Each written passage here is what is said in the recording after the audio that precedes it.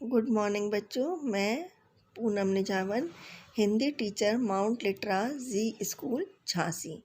बच्चों, आज हम पाठ 9 क्रिया पढ़ेंगे। क्रिया जिन शब्दों के द्वारा कार्य का करना या होना पाया जाता है, जिन शब्दों से हम क्रिया का पता लगाते हैं, उन्हें क्रिया कहते हैं। सुबह हो चुकी है, अंधकार नष्ट हो गया है, पक्षी चहक रहे हैं, सूरज उदय हो गया है, बच्चे विद्यालय जाएंगे, किसान खेत को जाएंगे, सारे प्राणी अपना अपना काम करेंगे।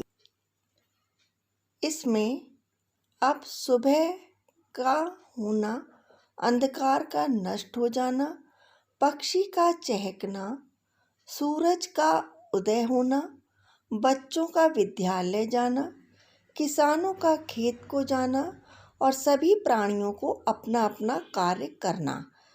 इनमें जिन शब्दों से किसी कार्य के करने का पता चलता है, उन्हें क्रिया कहते हैं। क्रिया का मूल रूप धातु कहलाता है। पी, बोल, आ, जा, ये मूल धातु हैं। इनमें यदि ना प्रत्यय जोड़ देंगे तो क्रिया का सामान्य रूप बन जाएगा। जैसे पी धन ना पीना, बोल धन ना बोलना, आ धन ना आना, ठीक है, जा धन ना जाना। तो ये क्या बन जाता है? प्रत्यय जोड़ने पर एक सामान्य रूप बन जाता है। पीना, बोलना क्रिया है। कर्म के आधार पर क्रिया का भेद, रचना के आधार पर क्रिया के भेद। क्रिया के दो आधारों पर भेद होते हैं। कर्म के आधार पर क्रिया के दो भेद होते हैं, अकर्मक क्रिया और सकर्मक क्रिया। अकर्मक क्रिया जिस वाक्य की क्रिया को कर्म की आवश्यकता नहीं होती, उसे अकर्मक क्रिया कहते हैं। जैसा कि इसके नाम से ही पता चलता है, जिसमें कर्म ना हो। इस प्रकार जिस वाक्य को कर्म की आवश्यकता नहीं होती, उसे अकर्मक क्रिया कहते हैं। जैसे हाथी चल रहा है, चल रहा है, ये क्या है? क्रियापद है, चल रहा है।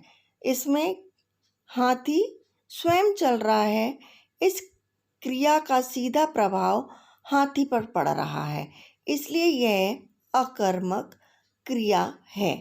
इसमें क्या है? ये एक अकर्मक क्रिया है, इसमें कोई क्रिया नहीं है। हाथी तो स्वयं चल रहा है।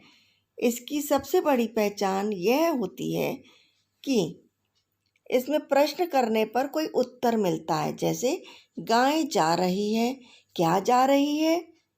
तो क्या हो रहा है? आपको उत्तर नहीं मिलता है। जब हम प्रश्न करते, उत्तर नहीं मिलता है, ठीक है। अब है सकर्मक क्रिया। जिस वाक्य की क्रिया को कर्म की आवश्यकता होती है, उसे सकर्मक क्रिया कहते हैं। इस क्रिया का फल कर्म पर पड़ता है। इसका फल किस पे पड़ता है? कर्म पर। फल वाली फल बेच रही है। क्या बेच रही है? क्या बेच रही है? फल बेच रही है, ठीक है। इसमें बेच रही क्रिया कर्म का फल है, इसका सीधा प्रभाव फल पर पड़ रहा है, अतः यह सकर्मक क्रिया है। सकर्मक क्रिया की सबसे बड़ी पहचान होती है कि क्रिया के साथ क्या, किसे, किसको प्रश्न करने पर कुछ उत्तर मिलता है। रमा पढ़ रही है। क्या पढ़ रही है? रमा पढ़ रही है, ठीक है। हमको उत्तर मिला, पत्र पढ़ रही है। क्या पढ़ रही है?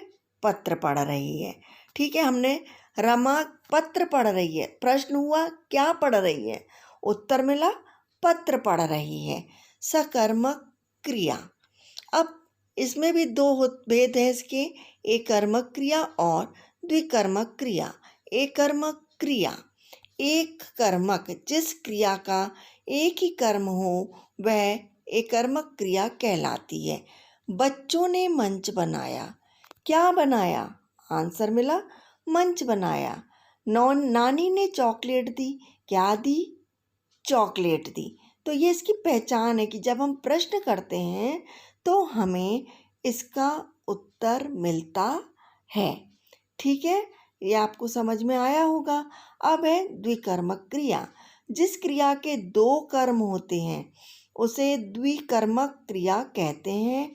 इसकी पहचान के लिए क्रिया के साथ क्या तथा किसे अथवा किसको लगाकर प्रश्न किया जाता है। माँ ने शोभा को उपहार दिए। प्रश्न क्या पूछा जाएगा? क्या दिए? उत्तर मिलेगा उपहार दिए। किसे दिए? शोभा को दिए।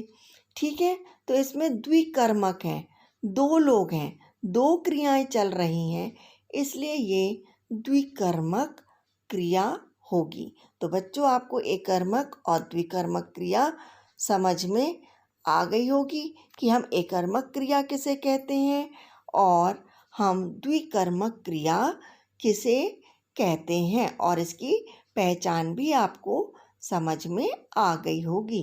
अब हम आगे देखेंगे कि रचना के आधार पर क्रिया के निम्नलिखित भेद होते हैं। पहला है सामान्य क्रिया, दूसरा है संयुक्त क्रिया, तीसरा है नाम धातु, चौथा है प्रेरणार्थक क्रिया और पूर्वकालिक क्रिया। सामान्य क्रिया, जब किसी वाक्य में एक ही क्रिया का प्रयोग होता है तो वह सामान्य क्रिया होती है।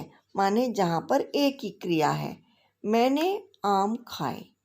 चोर डरकर भागा। माँ ने भिखारी को भोजन दिया।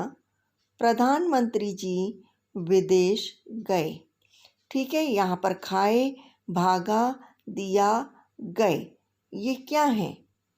एक ही सामान्य क्रिया है, एक ही क्रिया का प्रयोग हो रहा है यहाँ। अब आता संयुक्त माने मिली हुई। वाक्यों की एक से अधिक क्रियाएं मिलकर एक ही कार्य को पूरा करती हैं, उन्हें संयुक्त क्रिया कहते हैं। शेखर लिख रहा है।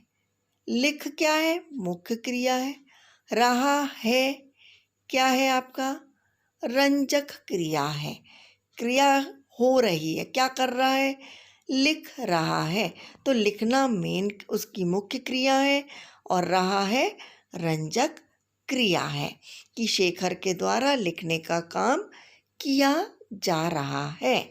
ठीक है, तो आपको ये समझ आया कि मुख्य क्रिया क्या होती है और रंजक क्रिया क्या होती है। रेलगाड़ी लगातार चलती चली गई। चलती मुख्य क्रिया है। रेलगाड़ी का काम मुख्य क्या है?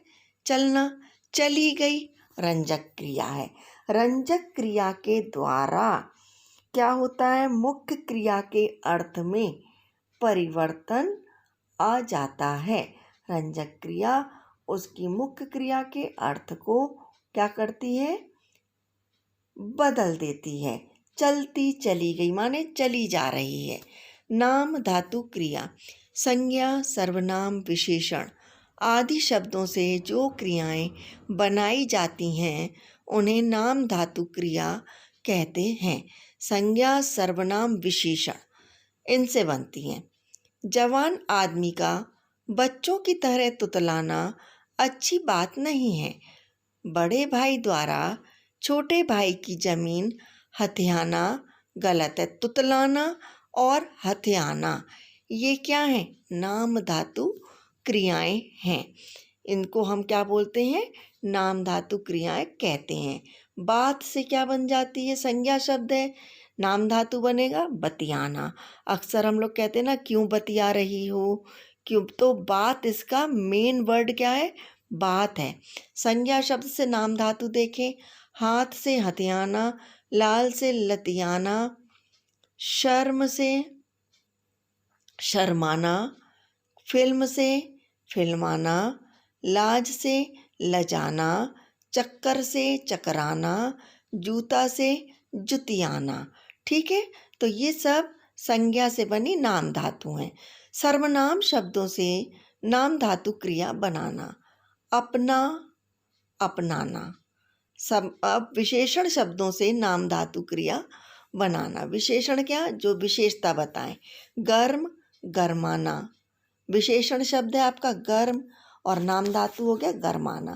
इसी तरह आगे देखें, मोटा, मुटियाना, साठ, सठियाना, तोतला, तुतलाना। ठीक है, ये नाम धातु क्रियाएं हैं विशेषण से बनी हुई। अनुकरणवाची शब्द से नाम धातु क्रिया बनाना। थर थर, अनुकरणवाची नाम धातु क्रिया थरथराना। थप थप, थपथपाना। बड़ बड़, बड़बड़ाना। खट खट, खटखटाना। ठीक है, माने इन शब्दों को हम लोग हमेशा ही अपनी बोलचाल की भाषा में प्रयोग करते हैं। प्रेरणार्थक क्रिया नाम से ही पता चल रहा है। जिस क्रिया शब्द से इस बात का पता चले कि कर्ता स्वयं कार्य न करके किसी दूसरे को कार्य करने के लिए प्रेरित कर रहा है, उसे प्रेरणार्थक क्रिया कहते हैं। माने खुद ना करके करवाना। दादी जी नौकरानी से कपड़े धुलवाती हैं। दादी जी खुद यहाँ पर काम ना करके किससे कर रही हैं? नौकरानी से काम को करवा रही हैं। माने प्रेरणार्थक क्रिया है कि कर्ता स्वयं कार्य ना करके दूसरे से उस काम को करवा रहा है। तो यहाँ पर दादी क्या है? प्रेरणा करता, और नौकरानी क्या है? प्रेरित करता। माने उनके कार्य से प्रेरित होकर वो कर रही है। ठीक है, आपको समझ आया कि प्रेरणार्थक क्रिया क्या है? कि जब हम किसी को काम करने के लिए प्रेरित करते हैं। अध्यापक छात्र को गणित पढ़ाता, अध्यापक प्रेरणा करता है, प्रेरणा दे रहा है, और छात्र क्या है? प्रेरित करता है कि वो प्रेरित हो रहा है, उनकी तरफ आकर्षित हो रहा है कि उसे वो कार्य करना है। ठीक है, ये आपकी है प्रेरणार्थक क्रिया। इसके भी दो भाग होते हैं, प्रथम प्रेरणार्थक, द्वितीय प्रेरणार्थक। प्रथम प्रेरणार्थक क्रिया, इस क्रिया में प्रथम कर्ता स्वयं कार्य करता हुआ प्रतीत होता है। माने कर्ता खुद कार्य कर रहा है। माँ बच्चे को खाना खिलाती है। माँ प्रथम करता है, वो क्या कर रही है? बच्चे को खाना खिला रही है। ठीक है, खाना खिलाने का काम माँ कर रही है। द्वितीय प्रेरणार्थक, जब प्रथम कर्ता स्वयं कार्य ना करके दूसरे कर्ता को कार्य करने के लिए प्रेरित करता है, तो उसे द्वितीय प्रेरणार्थक क्रिया कहते हैं। माने हम काम नहीं कर रहे, करवा रहे हैं। पिताजी माली से पौधों को पानी दिलवाते हैं। पिता प्रथम करता है, और माली क्या है? माली क्या हो गया? द्वितीय करता है। ठीक है, पिताजी काम कर नहीं रहे हैं, करवा रहे हैं। किससे करवा रहे हैं? माली से करवा रहे हैं। वो दूसरा व्यक्ति है। Thank you.